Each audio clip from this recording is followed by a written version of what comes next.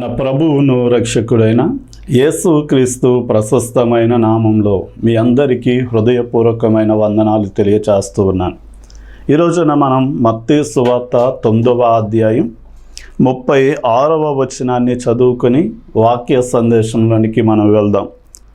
ఆయన సమూహములను చూచి వారు కాపరి లేని గొర్రెల వలె విసికి చెదరియున్నందున వారి మీద కనికరపడి, ఆయన ఆ సమూహములను చూచి వారు కాపరి లేని గొర్రెల వలె విసికి చెదరి ఉన్నందున ఆయన వారి మీద కనికరపడి అని మన వాక్యంలో యేసయ్యను గురించి రాయబడింది. సరే, మనం చిన్న ప్రార్థన చేసుకుని ఈరోజు వాక్య సందేశాన్ని మనం విందాం. చిన్న ప్రార్థన. మమ్మల్ని మిక్కిలిగా ప్రేమించిన పరలోకమందున్న మా తండ్రి, నీకే లెక్కించలేని స్తుతులు స్తోత్రాలు చెల్లిస్తూ ఉన్నా. అల్పులము అయోగ్యులము అయినప్పటికీ నీ పాదాలను ఆశ్రయిస్తూ ఉండగా వినువారికి క్షేమాభివృద్ధి కలుగునట్లు నాయన అవసరమైన అనుకూల వచనాన్ని మాకు అందచేయండి. నీ సిలువ చాటున ఈ దీనదాసుని మీరు మరుగుపరుచుకొని నాయన వినువారందరికీ క్షేమము కలుగునట్లు, వారు ఆశీర్వదింపబడినట్లు నీవే నాకు మా అందరికీ కావలసిన ఆత్మీయమైన ఆహారము దయచేసి దీవించమని యేసు పరిశుద్ధ నామంలో అడిగి వేడుకుంటున్నాం తండ్రి, ఆమేన్. ప్రపంచవ్యాప్తముగా వాడబడినటువంటి అంతర్జాతీయ సేవకులైన డిజెఎస్ దినకరన్ అయ్య గారిని గురించి ఒక విషయం చెప్పాలని ఆశపడుతూ ఉన్నాను. ఆయన కారుణ్య విశ్వవిద్యాలయము అనే ఒక యూనివర్సిటీని ఆయన స్థాపించారు.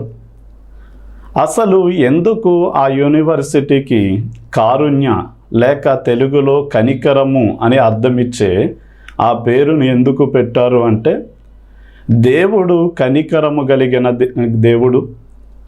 ఆయన ఎవరైతే బాధలలో ఉన్నారో వారి బాధలను సమస్యలను చూచి కనికరముతో నింపబడి వారి యొక్క సమస్యలలో ఆయన కూడా ఏం చేస్తాడు అంటే పాలిభాగస్థుడవుతాడు. అంటే కనికరము అనగా అర్థం ఏంటి అంటే, ఒక వ్యక్తి పడుతున్నటువంటి సమస్యలు బాధలను చూచి ఆయన కనికరముతో కదిలించబడి వారి యొక్క సమస్యలలో పాలిభాగస్థుడు అవ్వడమే కనికరపడడం అని అర్థం. సరే, ఈ రోజున యేసు ప్రభువుల వారు ఎలాంటి వారు అంటే కనికరము కలిగిన దేవుడై ఉన్నాడు. ఆయన ఎవరి మీద కనికరము చూపుతాడు అంటే దిక్కులేని వారిపైన కనికరపడేటటువంటి దేవుడై ఉన్నాడు. అందుకనే మనం మత్తయి సువార్త 9వ అధ్యాయం 36వ వచనంలో ఆయన ఆ సమూహములను చూచి వారు కాపరి లేని గొర్రెల వలె విసికి చెదరి ఉన్నందున ఆయన వారి మీద కనికరపడి అని రాయబడింది. అంటే యేసయ్య తన దగ్గరికి వస్తున్నటువంటి సమూహాలను, అంటే భార్య భర్త వారికి కలిగిన పిల్లలతో కుటుంబాలుగా తరలి వస్తున్న వారిని చూసి వీరు కాపరి లేని గొర్రెల వలె ఉన్నారు అన్నాడు. అసలు నిజంగా వారికి కాపరి లేడా అని మనం గనక ఆలోచన చేయగలిగితే, వారికి ఆనాటి కాలంలో శాస్త్రులైన వారు, పరిసయ్యులైనటువంటి వారు, ఇంకా సద్దుకయ్యులైనటువంటి వారు, అన్న కయప లాంటి యాజకులు వారికి కాపరులుగా ఉన్నారు.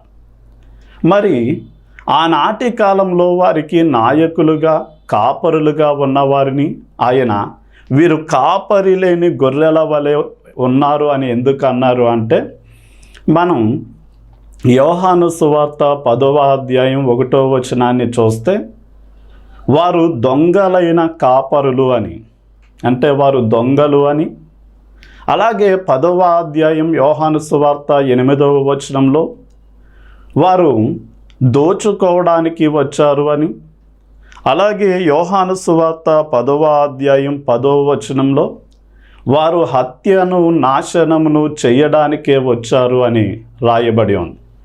అంటే ఆనాటి కాలంలో శాస్త్రులు పరిసయ్యులైనటువంటి వారు ప్రజల మీద కాపరులుగా ఉన్నారు. కానీ వారు ఎలాంటి కాపరులు అంటే సంరక్షించవలసిన వారే గొర్రెలను వాటిని చంపి ఆహారముగా భుజించి వాటి చర్మము చలి తగలకుండా కప్పుకొని ఆ గొర్రె బొచ్చుతో వారికి వస్త్రాలు చేయించుకున్నట్లుగానే ఆనాటి కాలపు శాస్త్రులు పరిసయ్యులైనటువంటి వారు ప్రజలను వారి స్వార్థానికి వినియోగించుకొని వారి ద్వారా ధనాన్ని సంపాదించుకోవడానికి, పేరు ప్రఖ్యాతులు సంపాదించుకోవడానికి, వారి అవసరాలను తీర్చుకోవడానికే ప్రజలను వాడుకున్నటువంటి స్వార్థపరులు.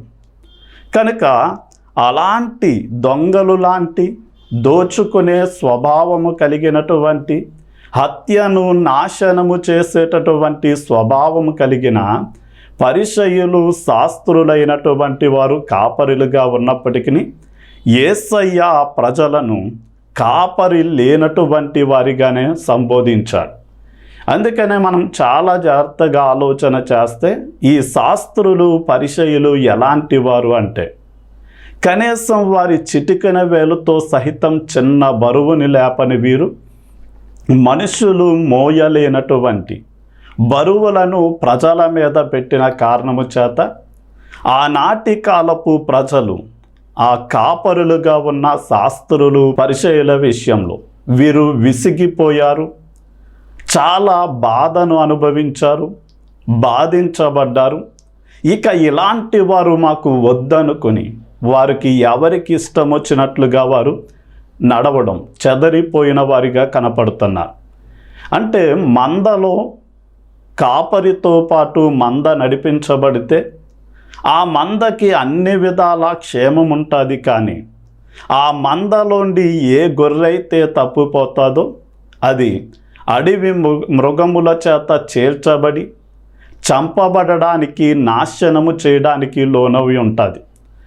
ఇప్పుడు యేసుక్రీస్తు వారు అలాంటి కాపరి, సరైన కాపరి లేని ప్రజలు, ఇంతకు ముందున్నటువంటి ఇలాంటి హత్యను, నాశనాన్ని చేసే ప్రజలను తమ స్వార్థానికి వినియోగించుకునే నాయకులను వారు నాశన పాత్రులుగా ఆయన గుర్తించి వారిని చూసి ఆయన ఏం చేశాడు అంటే కనికరముతో నింపబడ్డాడు. ఈరోజున యేసుక్రీస్తు వారు ఎలాంటి కాపరి అంటే ఆయన కనికరము కలిగినటువంటి కాపరి అయి ఉన్నాడు. అంటే ఎవరైతే యేసును నాయకునిగా, కాపరిగా కావాలనుకుంటారో అలాంటి వారిని ఆయన పోషిస్తాడు, వారిని సంరక్షించే దేవుడు. అంత మాత్రమే కాదు, వారిని మంచి మార్గంలో నడిపిస్తాడు. వారు బలహీనంగా ఉంటే బలపరుస్తాడు, వారు గాయపడి ఉంటే ఆయన వారి గాయాలను కడతాడు. వారు నడవలేని పరిస్థితిలో ఉండగా ఆయనే వారిని భుజాల మీద ఎక్కించుకుని ఆయన నడిపించేటటువంటి మంచి కాపరి. అందుకనే ఆయన ఆనాటి కాలపు ప్రజలను చూసి వీరు కాపరి లేని గొర్రెల వలె ఉన్నారు అని ఆయన వారిని మీద కనికరపడినట్లుగా మనము చూస్తున్నాం. అంటే దిక్కులేని వారిని చూస్తే ఆయనకి కనికరం. ఈరోజున చాలామందికి తల్లిదండ్రులు లేక, మరికొంచెం మందికి అన్నదమ్ములు, అక్క చెల్లెళ్ళు లేనటువంటి వారు దిక్కులేని వారిగా నడి రోడ్ల మీద, బస్టాండ్లలోను, రైల్వే స్టేషన్లలోను, ఇంకా చెప్పాలి అంటే ప్లాట్ఫారాల మీద వారి జీవితాన్ని ఎల్లబుచ్చుతూ ఉన్నారు.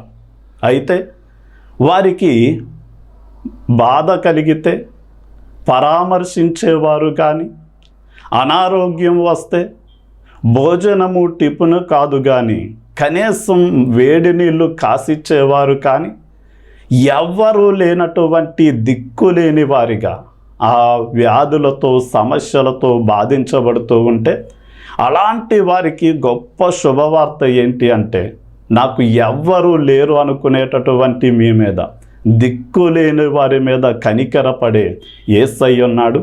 ఆయన్ని నమ్మగలిగితే ఆయనే మనకు తల్లిగా, తండ్రిగా తోడై ఉంటాడు, అన్నగా, అక్కగా, మరో మాటలో చెప్పాలి అంటే మంచి స్నేహితుడిగా మనకి తోడయ్యుండి అన్ని విషయాలలో నేను మీకు తోడయ్యున్నాను అని ఆయన మనతో కూడా ఉంటాడు.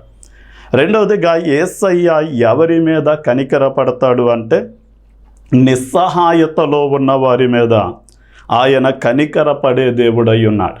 మత్తయి సువార్త 20వ అధ్యాయం 34వ వచనాన్ని గనక మనం చూడగలిగితే, ఇద్దరు అంధులు రోడ్డు పక్కన కూర్చుని భిక్షాటన చేస్తూ ఉన్నారు.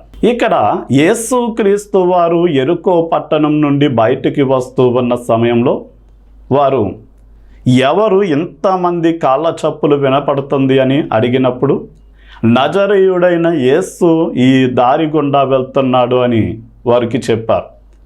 వారు దావీదు కుమారుడా మమ్మను కరుణించుము అని కేకలు వేసినప్పుడు చాలామంది యేసయ్య మీకు ఇప్పుడు సహాయం చేయలేడు, ఆయన చాలా బిజీగా ఉన్నాడు అని చెప్పారు. కానీ వారు మరీ బిగ్గరగా కేకలు వేసినప్పుడు యేసుక్రీస్తు వారు ఆగి వారి మీద కనికరపడి వారిని స్వస్థపరిచినట్లుగా మనం చూడగలం. ఈ రోజున అంధులు అంటే ఎలాంటి పరిస్థితిలో ఉంటారు అంటే వారు ఏమీ చూడలేనటువంటి వారిగా, ఏమీ చెయ్యలేనటువంటి వారిగా, ఇతరులకు సహాయపడలేని వారిగా, చివరికి వారికి వారు కూడా ఎలాంటి సహాయపడలేనటువంటి నిస్సహాయ స్థితిలో ఉంటారు.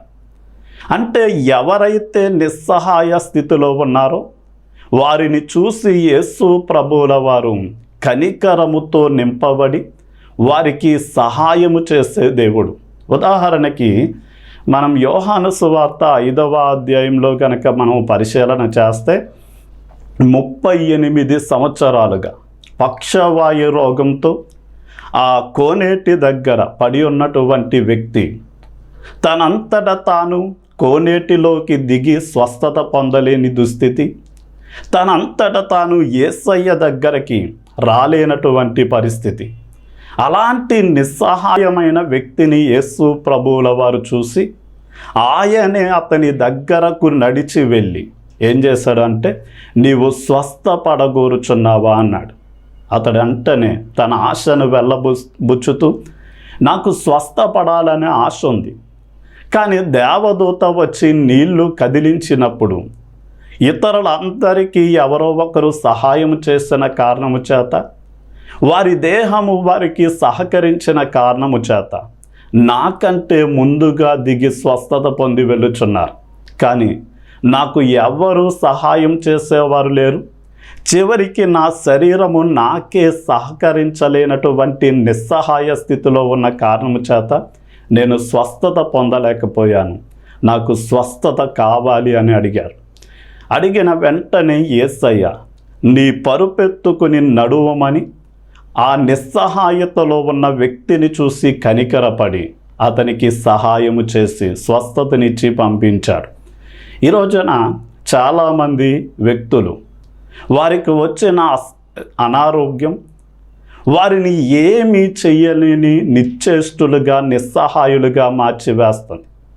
మరికొంచెం మందికి వారు కోల్పోయినటువంటి ఆస్తులు, వారి వ్యాపారాలలో లేక బిజినెస్ల్లో వచ్చినటువంటి అప్పుల సమస్యలు, మరికొంచెం మందికి వచ్చిన పెరాలసిస్ పక్షవాతము లాంటి అనారోగ్యాలు, అంధత్వము లాంటి సమస్యలు వారిని ఏమీ చెయ్యలేని వారిగా నిస్సహాయులుగా నిశ్చేష్టులుగా మారిపోయి వారు ఉన్న స్థలంలోనే పడి కుమిలి బాధపడుతున్న సమయంలో ఇలాంటి మనం గ్రహించవలసిన విషయం ఏంటి అంటే ఎవరైతే నిస్సహాయులుగా నిశ్చేష్టులుగా మిగిలిపోయారో అలాంటి వారిని చూస్తే యేసయ్య కనికరముతో కదిలించబడి వారికి సహాయము చేసేటటువంటి దేవుడై ఉన్నాడు. ఇక మూడవదిగా మత్తయి సువార్త 15వ అధ్యాయం 32వ వచనంలో మనం చూడగలిగితే యేసయ్య అక్కరలో ఉన్న వారి మీద కనికరపడే దేవుడై ఉన్నాడు. అంటే యేసయ్య దగ్గరికి అనేక మంది కుటుంబాలుగా వచ్చారు. ఆయన ఎదుట 3 దినాలుగా ఉపవాసముతో కూర్చుండిపోయి ఆయన చెప్పే మాటలు వింటూ ఆయన 3 దినాలు గడిపారు. ఇప్పుడు యేసయ్య శిష్యులను పిలిచి అంటాడు, వీరు 3 దినాలుగా నా యొద్దే ఉండిపోయారు. వీరిని గనక ఆకలితో పంపించి వేస్తే, ఇదిగో కొండలు దిగి కొండలు ఎక్కి వారి ప్రాంతానికి వెళ్ళే సమయంలో దారిలో మూర్చెల్లి పడిపోతారేమో. కనుక నేను వారి మీద కనికర పడుతున్నాను గనక ఆకలితో ఉన్న వీరికి ఆహారము పెట్టి పంపిందాము అని అన్నాడు. అంటే ఈ రోజున మనం చాలా జాగ్రత్తగా ఆలోచన చేస్తే, అడగక మునిపే అక్కరలు ఎరిగినటువంటి దేవుడు మన దేవుడు. ఈ రోజున చాలామంది వారి వారి అవసరాలలో యేసు ప్రభువుల వారి దగ్గరికి వస్తున్నారు. వారు అనుకున్నవి కొంచెం మంది పొందుకొని వెళ్ళిపోయి ఆయన్ని మర్చిపోతున్నారు. కానీ మనం చాలా జాగ్రత్తగా గ్రహించవలసిన విషయం ఏంటి అంటే, యేసుక్రీస్తు వారు ఎలాంటి వాడు అంటే ధనవంతుడైన దేవుడు. ఆయన శ్రీమంతుడైనటువంటి దేవుడు. ఆయన దగ్గర మనం ఏమి కోరుకోవాలో చిన్న ఉదాహరణ చెప్తాను. ఒక రాజుగారు తన జీవిత కాలంలో అనేకమైన యుద్ధాలు చేసి వెండి, బంగారము, ఆయుధ సామాగ్రిని అన్నిటినీ సమకూర్చుకున్నాడు.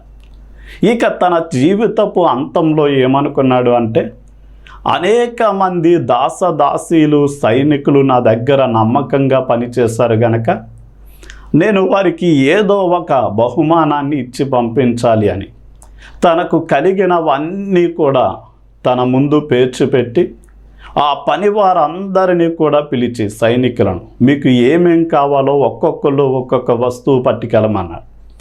అందరూ ఒకడు కిరీటం కావాలి అని, ఒకడు కత్తి కావాలి అని, ఒకడు డాలు కావాలని, ఒకడు వడ్డానం కావాలని, లేక ఏదో ఒక వస్తువు కావాలని అందరూ అన్నీ పట్టుకెళ్ళారు. కానీ చివరిగా ఒక వ్యక్తి మాత్రం, ఆ యవనస్తుడు ఏమీ తీసుకోకపోతే రాజు అడుగుతున్నాడు, ఇక్కడున్నవేవి నచ్చకపోతే ఇంకా ఏదైనా కావాలితే నేను ఇస్తాను అడుగు అంటే, రాజా నాకు ఏమీ అక్కరలేదు కానీ నీవే నాకు కావాలి అని ఆ రాజుని ఎత్తుకుని తన ఇంటికి తీసుకెళ్ళాడు. తీసుకెళ్ళినప్పుడు రాజు చాలా సంతోషపడ్డాడు. ఇదిగో ఈ ఇంటికి దారి బాగోలేదు కనుక నా రథాలు ఇక్కడికి వచ్చేలాగా మంచి రోడ్డు వేయించండి అన్నాడు. రాజునైన నేను ఈ పూరి ఇంటిలో నివసించను గనక మంచి భవనాన్ని కట్టండి అన్నాడు. ఇదిగో రాజునైనటువంటి నేను ఈ మట్టి పాత్రల్లో ఆహారము తినను గనక వెండి, బంగారపు పాత్రలను ఉంచండి అన్నాడు. అలాగే మనము కూడా రాజు లాంటి దేవుణ్ణి, సిరి సంపదల గని వంటి దేవుణ్ణి కావాలి అనుకుంటే, దేవుడే మన జీవితంలోనికి వస్తే, ఆయనే మన కుటుంబాల్లోనికి అడుగు పెడితే, మనకున్న ప్రతి అవసరాన్ని ఆయన ఏం చేస్తాడు అంటే సమయోచితంగా తీరుస్తాడు. అందుకనే నా నీతిని, రాజ్యాన్ని వెతికితే మీకు ఏది కావాలో దానిని అనుగ్రహిస్తాను అని ఆయన వాగ్దానం చేశాడు. ఇక చివరిగా మనం లూకాసు వార్త 7వ అధ్యాయం 13వ వచనాన్ని మనం చూడగలిగితే, ఆయన దుఃఖములో ఉన్న వారి పట్ల కనికర పడేటటువంటి దేవుడు. ఒక స్త్రీ తన ఏకైక కుమారుని పోగొట్టుకుని ఆమె విధవరాలు. ఆ కుమారుడు చనిపోతే ఆ కుమారుణ్ణి కొంచెం మంది మగవారు పాడి మీద మోసుకొని శ్మశానానికి తీసుకెళ్తూ ఉండగా ఆ తల్లి ఆ రొమ్ములు బాదుకొని జుట్టు పీక్కుంటూ ఆ శవం వెనకాల ఏడుస్తూ వెళ్తూ ఉండగా యేసయ్య ఆ స్థితిని చూసి వెంటనే అమ్మ ఏడవవద్దు అని చెప్పి ఆ పాడిని ముట్టి లే అని ఆజ్ఞాపించిన వెంటనే ఆ చిన్నవాడు లేచాడు. ఆ తల్లికి ఆ అబ్బాయిని అప్పగించాడు. అంటే మనం ప్రతి స్త్రీ కూడా తల్లిదండ్రుల దగ్గర, పెళ్ళి కాక మునుపు తల్లిదండ్రుల దగ్గర ఉండగా దాదాపుగా వారు తల్లిదండ్రులే సర్వస్వంగా వారి మీదే ఆనుకుని పెరిగి పెద్దోళ్ళు అవుతారు. వివాహమైన తర్వాత తల్లి తండ్రిని విడిచిపెట్టి భర్తనే అండగా దండగా చేసుకుని తన మీద ఆధారపడి బ్రతుకుతారు. ఇప్పుడు అలాంటి వారు పిల్లల్ని కనిన తర్వాత భర్తను గనక కోల్పోతే ఇక వారు సర్వస్వం కోల్పోయినట్లుగా బాధపడమే కాకుండా ఇక వారు పిల్లల వైపు చూసుకుని ఆ పిల్లల మీదే వారు పిల్లల్ని సర్వస్వంగా భావించుకుని వారి కోసం బ్రతకడం ప్రారంభిస్తారు. కానీ ఈమె విధవరాలు, ఏకైక కుమారుడు అంటే ఇక తన మనస్సంతా కూడా ఆ కుమారుని మీద పెట్టుకుని ఆ కుమారుని చేతుల మీదే నేను సాగనంపబడాలి అని కోరుకొని ఆశిస్తూ ఉన్న సమయంలో ఆ కుమారుడు బహుశా వచ్చిన అనారోగ్యం ద్వారానో యాక్సిడెంట్ ద్వారానే తన ప్రాణాన్ని పోగొట్టుకున్నాడు. ఇప్పుడు కుమారుణ్ణి పోగొట్టుకున్న ఆ తల్లి సర్వస్వం కోల్పోయిన దానిగా ఆమె గుండెలు బాదుకొని దుఃఖపడి మహా దుఃఖముతో ఆ పాడి వెంట వెళ్తూ ఉండగా ఆమెను చూసిన యేసయ్య కనికరముతో కదిలించబడి ఆ కుమారుణ్ణి మరణము నుండి లేపి ఆమెకు అప్పగించి ఆమె కన్నీటిని తుడిచినటువంటి దేవుడు. అందుకనే మనం చాలా జాగ్రత్తగా ఆలోచన చేస్తే లాజరు మరణించినప్పుడు కూడా అతడు సమాధి చెయ్యబడినప్పుడు 3 దినాలుగా సమాధిలో ఉండగా యేసయ్య మార్తా మరియలు ఏడుస్తున్న ఏడ్పును చూసి ఆయన కూడా కన్నీరు విడిచాడు అని అక్కడ రాయబడి. అంటే యేసయ్య కనికరము కలిగిన దేవుడు గనక ఒక వ్యక్తి వ్యాధి బాధలతో బాధించబడుతూ ఉంటే ఆయన చూస్తూ నవ్వేవాడు కాదు, సంతోషపడేవాడు కాదు, కానీ వారి వ్యాధి బాధలలో వారిని చూసి కనికరముతో ఆయన నింపబడి వారి వ్యాధి బాధలలో ఆయన కూడా పాలిభాగస్తుడవుతాడు. అందుకనే ఆయన కనికరము ఎలాంటిది అంటే దిక్కులేని వారిని చూస్తే ఆయన కనికరముతో నింపబడి వారిని పట్టించుకుంటాడు. ఎవరైతే నిస్సహాయతలో నిశ్చేష్టులుగా ఉండిపోయారో అలాంటి వారిని కనికరముతో ఆయన నింపబడి వారిని ఆ స్థితి నుండి లేవనెత్తుతాడు. ఎవరైతే ఆయనకి అక్కరలో ఉండి వచ్చారో వారిని చూస్తే ఆయన కనికరముతో కదిలించబడి వారి ప్రతి అవసరాన్ని కూడా తీరుస్తాడు. అందుకనే ఆకలితో ఉన్నవారు వస్తే వారి మీద కనికరపడి ఆయన ఆహారం పెట్టాడు. వ్యాధితో బాధపడుతున్న వారు వస్తే ఆయన కనికరపడి వారిని స్వస్థపరిచాడు. అంత మాత్రమే కాదు, దయ్యాల చేత పీడింపబడుతున్న వారు వచ్చినప్పుడు ఆయన వారి మీద కనికరపడి వారిని దయ్యాల నుండి విడిపించి వారిని స్వస్థపరిచాడు. అంత మాత్రమే కాదు, కానీ ఎవరైతే దుఃఖములో మునిగిపోయి ఉన్నారో అలాంటి వారిని చూస్తే యేసయ్య కనికరముతో నింపబడి ఆయన ఏం చేస్తాడు అంటే వారికి సహాయము చేస్తాడు. కనుక మనము కూడా మీలో ఎవరైనా అలాంటి స్థితిలో ఉంటే కనికరము కలిగిన యేసు ప్రభువుల వారు మీ బాధలో పాలిభాగస్తుడై ఆయన మీ బాధలన్నిటిలో కూడా ఆయన కూడా పాలు పంచుకుంటాడు అని గ్రహించి మీరేం చేయాలి అంటే మీరు దిక్కులేని అనాథలుగా ఉన్న పరిస్థితిలో ఉన్న ఏమీ చెయ్యలేక వ్యాధులు బాధలు లేక నష్టాలు కష్టాలలో ఏమీ చెయ్యలేని వారిగా మిగిలిపోయినా ఇంకా మీకు అవసరాలలో ఉన్న లేక మహా దుఃఖముతో మీరు నింపబడి ఉన్న యేసయ్య దగ్గరకు రాగలిగితే మీ ప్రతి సమస్యకు ఆయన దగ్గర పరిష్కారం దొరుకుద్ది. కనుక ఈ వాక్యం విన్న మీరు ఆయన కనికరాన్ని మీరు ఏం చేయాలి అంటే ఉపయోగించుకుని ఆయన సహాయం అందిస్తే ఆయన మీ ప్రతి అవసరాలు తీరుస్తాడు. మీ నిమిత్తం చిన్న ప్రార్థన చేయాలని నేను ఆశపడుతున్నాను. ప్రార్థన చేద్దాం.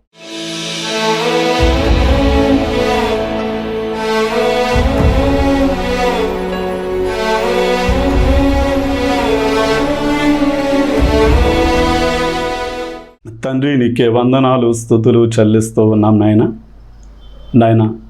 కనికరము కలిగిన దేవుడవు అంటే ఎవరైతే వ్యాధి బాధల చేత బాధించబడుతున్నారో వారిని చూసి కనికరముతో మీరు నింపబడి నాయన వారి ప్రతి అవసరాలలో మీరు పాలు పొందేటటువంటి దేవుడు, అంటే వారి బాధలలో పాలు పంచుకునే దేవుడు. కనుక ఎవరైతే నాయన నష్టపోయి, ఎవరైతే దిక్కులేని స్థితిలో ఉండి, ఎవరైతే అక్కరలలో ఉండి, ఎవరైతే మహా దుఃఖములో ఉండి నీ యొద్దకు వస్తూ ఉన్నారో అలాంటి వారు మోకరించి ప్రార్థిస్తూ ఉండగానే నీ బలిష్టమైన హస్తము వారి మీదకి చాపండి. వారు ఏ స్థితిలో ఉన్నా కానీ నీవు చూచుచున్న దేవుడవు, ప్రార్థనలు విని జవాబునిచ్చే దేవుడవు గనక వారు టీవీ ముందే గనక మోకరించి నాయన వారు ప్రార్థిస్తూ ఉండగా నాయన నీ హస్తము వారికి తోడుగా మీరు ఉంచండి. వారు వ్యాధిలో ఉంటే నిన్ను స్వస్థపరచు యెహోవాను నేనే అని మీరు వాగ్దానం చేశారు గనక ప్రతి అనారోగ్యాల నుండి వారిని ముట్టి స్వస్థపరిచి మంచి ఆయురారోగ్యాలతో నీవు నింపి నీవు నడిపించండి. అదే సమయమందు దురాత్మల చేత పీడించబడుతూ ఉంటే నాయన వెలుగు వలె వారి మీదకి మీరు దిగి వచ్చి నీ మహిమ ప్రభావముల చేత మీరు వారిని నింపి నాయన వారిలో ఉన్న చీకటి అంధకార దురాత్మల ప్రభావాన్ని మీరు పారద్రోలి వారిని ఆ బంధకాల నుండి మీరు విడిపించండి. ఎవరైతే ఎవరు లేనటువంటి అప్పులు నష్టాల యొక్క ఊబిలోనికి వెళ్ళిపోయారో నాయన పెంట కుప్పల నుండి దీనులను పైకెత్తే దేవుడు గనక వారు పడి ఉన్న ఆ గోతులోండి మీరు లేవనెత్తి నీ సన్నిధిలో మీరు సాక్షిగా నిలబెట్టండి. ఎవరైతే మహా దుఃఖములో ఉండిపోయారో వారు నీ వైపు తిరిగి నీ సహాయము కోరుతూ ఉండగానే తండ్రి కంటే మిన్నగా ప్రేమించే నీవు వారి దరి చేరి వారిని ఆదరించి వారికి సహాయం చేసి దీవించమని నజరేయుడైన యేసు నామంలో అడిగి వేడుకున్నాం తండ్రి. ఆమేన్. ఆమేన్. ఆమేన్.